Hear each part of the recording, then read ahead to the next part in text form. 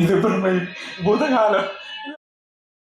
Welcome back to NG. അപ്പൊ നമ്മൾ reaction ചെയ്യാൻ പോകുന്നത് പ്രണവ് മോഹൻലാലിന്റെ വരാൻ പോകുന്ന പടമാണ് ഡയസ് എറ. അങ്ങനെ ഒരു പേര്, ഒരുപാട് പേരാണ്. കാരണം പേരിന്റെ അകത്ത് ഇംഗ്ലീഷിൽ പറയുമ്പോൾ ഡയസ് എറ എന്ന് പറയാം, പക്ഷെ മലയാളത്തിൽ വരുമ്പോൾ ഡിഎസ് എറ എന്നൊക്കെയാണ് കഴിഞ്ഞ വർഷം എഴുതിയിട്ടുണ്ടായിരുന്നത്. ഞാൻ ഒറ്റക്കാണ് കഴിഞ്ഞ വർഷം ടീസർ റിയാക്ട് ചെയ്തിട്ടുണ്ടായിരുന്നത്.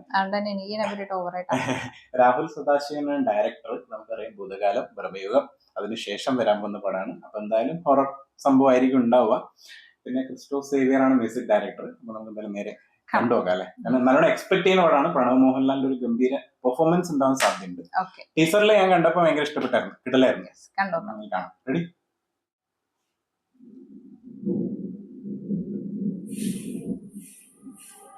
ബ്രഹ്മയുഗം മോഡാണല്ലോ ഇത്.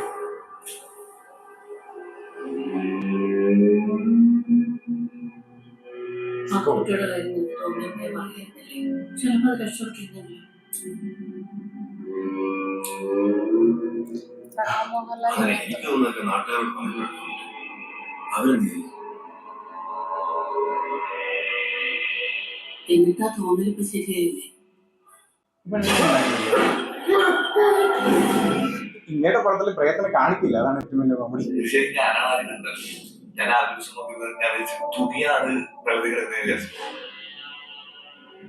ആ കുടുംബത്തിന് എന്തോ ശാപമുണ്ട് സാറേ. ആരുണ്ടായിരുന്ന അതിന്റെ അവസ്ഥ പ്രണവിന്റെ പെർഫോമൻസ് ഉണ്ടോ ഒറ്റക്കുള്ള അല്ലെ? തോന്നില്ലേ? കാണാം.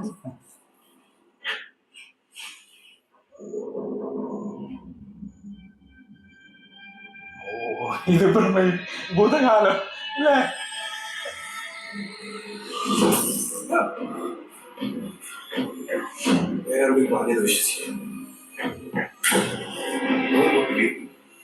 അവിടെ ത്രില്ലർ.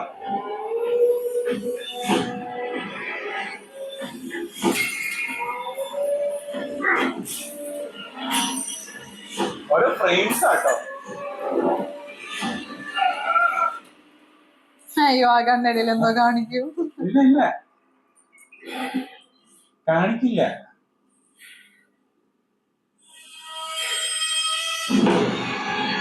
ഇല്ല, പ്രണവന്നെയാണ് പ്രേതം.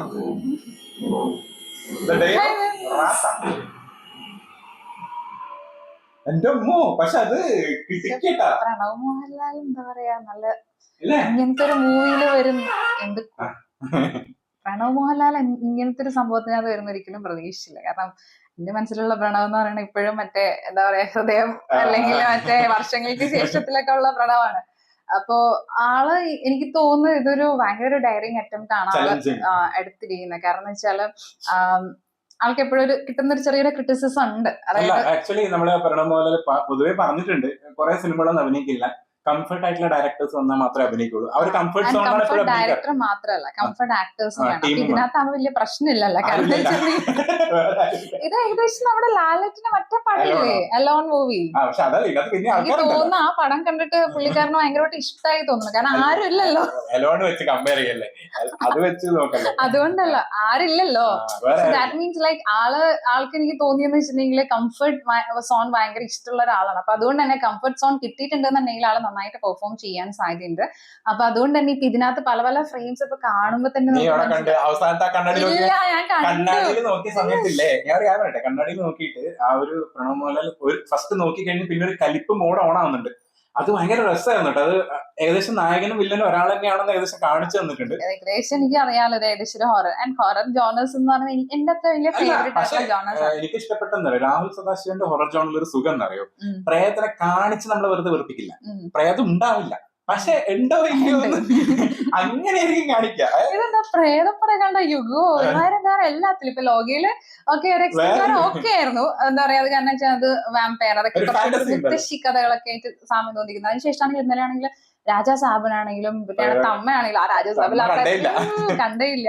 എല്ലാം വരുന്ന ഏകദേശം ഈ ഒരു ഹൊറർ മോഡലുള്ള.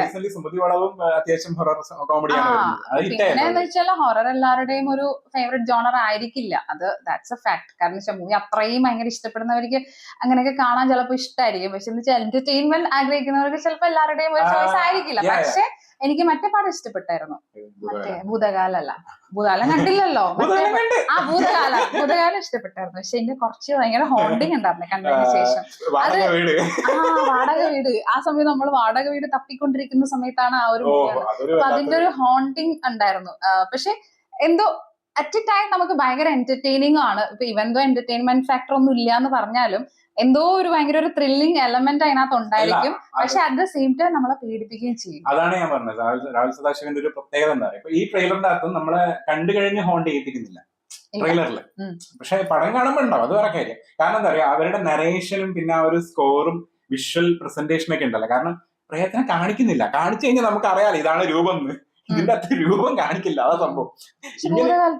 ഇല്ല, നിഴലാണ്, ഒരു നിഴല് പോലെ കാണിക്കുള്ളൂ. അതാണ് സംഭവം. പിന്നെ അത് മാത്രല്ല, അതായത് അതിനകത്താണെങ്കിൽ നമ്മുടെ ഷെയ്നികത്തിന്റെ പെർഫോമൻസ് ഇപ്പൊ ആ പടത്തിനകത്ത് ഇവന്തോ നമ്മളെ ഹോണ്ട് ചെയ്യിപ്പിക്കും. എനിക്കും അത് എന്താ ചില സമയം നമ്മൾ ഹോണ്ട് ചെയ്യിപ്പിക്കും, ചിലപ്പോ ഒരു ദിവസമൊക്കെ നമ്മളിങ്ങനെ ഓർത്തിരിക്കും. പക്ഷെ എന്നാലും അതിലെ അവരുടെ പെർഫോമൻസ് പിന്നെ നമ്മൾ നോക്കുമ്പോഴാണെന്നുണ്ടെങ്കിൽ നമുക്ക് തോന്നുന്നു എന്ത് ഗംഭീരമായിട്ട് അവർ ചെയ്തിരിക്കുന്ന എന്നുള്ളൊരു സാധനം. കേട്ടിട്ടുള്ള സംഭവമാണ്. കാരണം കാണാൻ തിയേറ്ററിൽ നിന്ന് കാണാൻ പറ്റാത്തതുകൊണ്ട് പിന്നെ എനിക്ക് കാണാൻ തോന്നിയില്ല പടം. കാരണം ആക്ച്വലി എനിക്കത് തിയേറ്ററിൽ കാണണമെന്നുണ്ടായിരുന്നു. ഇല്ല, ആ സമയത്ത് നമ്മള് സിറ്റുവേഷൻ അങ്ങനെ ആയിരുന്നില്ല. ദൂരത്തേക്ക്, ഭയങ്കര ദൂരത്തേക്ക് തിയേറ്റർ ഉണ്ടായ ആ സമയം. അല്ല, ആ സമയത്ത് പ്രത്യേകിച്ചാല് ഈ ഒരു പടം ആ ഒരു ജോണർ ആയതുകൊണ്ട് അധികം ഓടിയില്ല. ഒരു സമയം കഴിഞ്ഞപ്പോ നിന്നായിരുന്നു. അപ്പൊ പിന്നീട് കാണാൻ പറ്റും. പടം ഹിറ്റാണ്, നമ്മള് നിന്ന സ്ഥലത്ത് പടം അധികം കിട്ടില്ലല്ലോ. ബാംഗ്ലൂരല്ല നമ്മളുണ്ടായിരുന്നത്. അപ്പൊ അവിടെ എന്ന് വെച്ചാല് എല്ലാ പടങ്ങളും അങ്ങനെ ഭയങ്കരമായിട്ട്, കാരണം ഫാമിലി അല്ല കേരളത്തില് ഭയങ്കര ഹിറ്റാണ് ബ്രഹ്മയുഗം. പക്ഷെ ബാംഗ്ലൂരും ആ ഒരു ഫസ്റ്റത്തെ ഒരു സമയം കഴിഞ്ഞ് ഓടിക്കഴിഞ്ഞ് പിന്നെ നിർത്തി. കാരണം വെച്ചാൽ നമുക്ക് അവിടെ ഷോസ് കുറവായിരിക്കും. ഇവിടത്തെ പോലെ 5-4 ഷോ ഒന്നും അവിടെ ഉണ്ടാവില്ലല്ലോ. ഒരു ഷോ ഒക്കെ ഉണ്ടാവില്ല ചിലപ്പോൾ, രാത്രിത്തെ ഷോ ആയിരിക്കും ഉണ്ടാവുക. രാത്രി ഇതിന് പോയിട്ട് പിന്നെ തിരിച്ചു പണി കിട്ടിയിട്ടുണ്ടെങ്കിൽ പേടിച്ചിട്ട്. കാരണം അതിന്റെ ഭയങ്കരമായിട്ട് ട്രെയിലറും ടീച്ചറും കണ്ട സമയത്ത് ഭയങ്കരമായിട്ട് പേടിച്ചായിരുന്നു. പക്ഷെ അത് തിയേറ്ററിൽ നിന്ന് കാണണം എന്നൊരു സംഭവം ഉണ്ടായിരുന്നു. തിയേറ്ററിൽ കാണാൻ പറ്റാത്ത ചില സിനിമകൾ തിയേറ്ററിൽ കാണാൻ. പിന്നെ ഞാനൊരു കാര്യം പറയട്ടെ, ഞാനിത് കണ്ടില്ല എന്ന് ഞാൻ പ്രണവിന്റെ എക്സ്പ്രഷനെ കണ്ടില്ല എന്നേ ഉള്ളൂ. നീ ഓർമ്മ ടിപ്പിക്കൽ പ്രേതപ്പടത്തിൽ വരുന്ന ഒരു സാധനം ഉണ്ടല്ലോ, വേണ്ടല്ലോ. കാരണം ചില ആ ഒരു ബാക്ക്ഗ്രൗണ്ട് സ്കോറും സംഭവങ്ങളൊക്കെ സംഭവം ഒരു എഫക്ട് തന്നിട്ടുണ്ട്. അതുകൊണ്ടാണ് നമുക്ക് ആ ഒരു കിട്ടിയത്. പക്ഷെ എന്തോ ഒരു കാണണം എന്നൊരു ആഗ്രഹമുണ്ട്. ഇവന്തോ ഓവർ ഹൊറർ ജോണർ ഇഷ്ടപ്പെടാത്തവർക്കും ഒന്ന് കാണാമല്ലോ എന്നുള്ളൊരു ഫീലിംഗും സംഭവം തന്നിട്ടുണ്ട്. അല്ല, അതെന്തുകൊണ്ടാന്ന് വെച്ചാല് ഈ ഡയറക്ടറിന്റെ പ്രത്യേകത വെച്ചാൽ വെറുതെ പ്രേതം കാണിച്ച് അങ്ങനെ മാത്രമല്ല, ആ ആക്ടറിന് പെർഫോം ചെയ്യാനുള്ള ഒരു സാധനം കൊടുക്കും. കാരണം ഞാൻ അതിന്റെ മറ്റുള്ള സാധനങ്ങൾ കണ്ട സമയത്ത് അതിലെന്തോ 3 പേരായിട്ടേ ഉള്ളൂ. മമ്മൂക്ക, അർജുൻ അശോകൻ, പിന്നെ സിദ്ധാർത്ഥ് ഭരതൻ. അവര് 3 പേരാണ് പെർഫോം ചെയ്യുന്നത് മൊത്തത്തിൽ. അപ്പോ അത് ബ്ലാക്ക് ആൻഡ് വൈറ്റ് സ്റ്റൈലും അങ്ങനെയൊക്കെയല്ലേ സാധനം ഉണ്ടായിരുന്നു. നമ്മളെനിക്കാണ് ഒരുപക്ഷെ എന്നെക്കാളും കൂടുതൽ ഇതിന്റെ മറ്റേ ട്രോൾസ് ഒക്കെ ആയിരിക്കും കണ്ടേക്കുന്നത് അല്ലെ. പടം കണ്ടില്ല, അപഭ്രംശം. ഇനിയിപ്പോ ഇതിന് കുറെ കമന്റ് ഉണ്ടാവും, നിങ്ങൾ ആ പടം കണ്ടില്ല, അതെന്ത് ശരിയില്ല, കൊള്ളൂലെന്നൊക്കെ. പിന്നെന്ന് വെച്ചാല് ഇതിനകത്ത് പിന്നെ പ്രണാവിന്റെ ലുക്ക് കംപ്ലീറ്റ് ഡിഫറെന്റ് കേട്ടോ. അതായത് പക്ഷെ എന്തിനാ പേര് ഇങ്ങനെ ഇട്ടിട്ടുണ്ടായിരുന്നു? അല്ല, അത് ആ ഒരു ജോണർ അങ്ങനെ വെറുതെ പടത്തിന് പേര് അങ്ങനെ ഇടില്ല. ഭൂതകാലത്തിൽ ഒരു സാധനം ഉണ്ട്, ഒരു പാസ്റ്റ് ആണ് സംഭവം പറഞ്ഞത്. പാസ്റ്റും പ്രേതവും ഭൂതം. അതുപോലെ തന്നെ ഭൂതങ്ങളുടെ കാലം. ഇതിന്റെ അകത്തെന്ന് പറയുമ്പോ അപ്പൊ അതിന്റെ എന്തോ ഒരു സാധനമാണ്.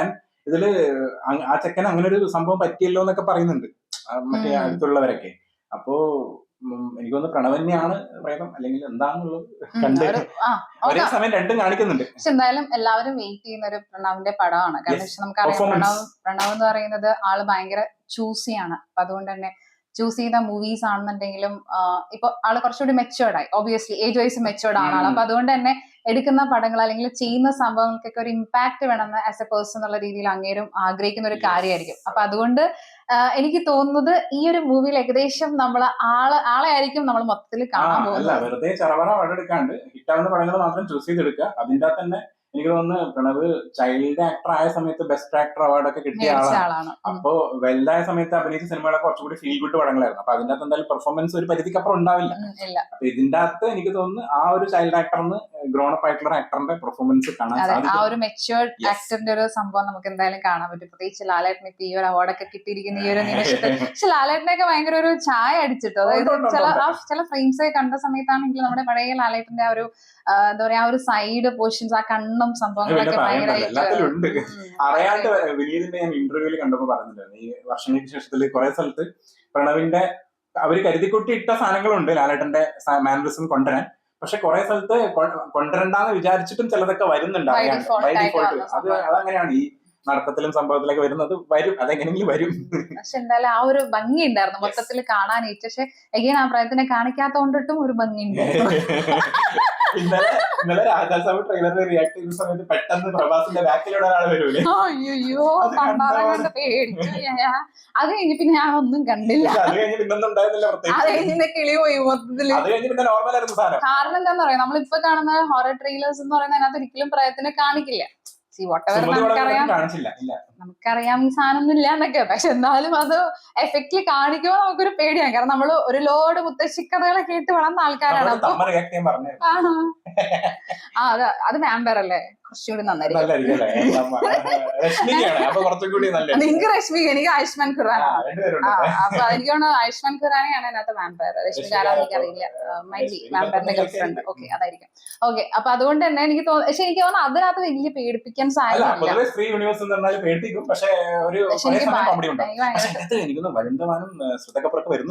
എന്റെ ഫേവറേറ്റ് മൂവിയാണ് സ്ത്രീ. എനിക്ക് ഇവൻ ദോ ഹൊറർ മൂവീസ് ഇഷ്ടമല്ല എന്നുണ്ടെങ്കിലും എനിക്ക് ഭയങ്കര ഇഷ്ടമുള്ള മൂവിയാണ് സ്ത്രീ എന്ന് പറയുന്നത്. കാരണം എനിക്ക് ഫസ്റ്റ് കണ്ട സമയത്ത് പേടിപ്പിച്ചെങ്കിലും പക്ഷെ നമ്മള് ആ ഒരു പെർട്ടിക്കുലർ നമ്മൾ പറയില്ലേ അവരുടെ ഭാഗത്തും കൂടി ഒന്ന് ചിന്തിക്കുമ്പോൾ ആ മൂവി തന്നൊരു പോസിറ്റീവ് നോട്ട് അതായിരുന്നു. അതായത് പേടിപ്പിക്കുകയൊക്കെ ചെയ്തെങ്കിലും അത് എന്തോ ഒരു സംഭവം കൂടി അവർ പറയുന്നുണ്ട്. അതായത് അവരുടെ ഭാഗത്ത് നമ്മൾ ചിന്തിക്കുന്ന സമയത്ത് എന്തുകൊണ്ട് അവരങ്ങനെ ആകുന്നു, അല്ലെങ്കിൽ അവർക്ക് പറ്റുന്ന രീതിയിൽ അവർ ചെയ്യുന്നത് അല്ല, അവർക്ക് ഓവറായിട്ട് നമ്മൾ ചെയ്യുന്ന അത്രയും ചെയ്യാൻ പോലും പറ്റില്ല. അപ്പൊ അങ്ങനെയൊക്കെ ഒരു ഭാഗം അവർ സ്ത്രീ മൂവിയിൽ എൻഡിൽ പറയുമ്പോൾ ശരിക്കും അത് നെക്സ്റ്റ് കാണാനുള്ള ഒരു ഭയങ്കര ഒരു ഇൻസ്പിറേഷൻ ആയിരുന്നു അല്ലേ. അപ്പൊ അത് അങ്ങനത്തെ ഒരു മൂവീസ് ഒക്കെ ആണെങ്കിൽ ഈവൻ ഹൊറർ ജോണർ ആണെങ്കിലും ചലേക അല്ലേ. ഓക്കെ, അപ്പൊ അത്രയേ ഉള്ളൂ. അപ്പൊ നിങ്ങളുടെ ഒപ്പീനിയൻ കമന്റ് ബോക്സിൽ മെസ്സേജ് ചെയ്യട്ടെ, വീഡിയോയിൽ കാണാം.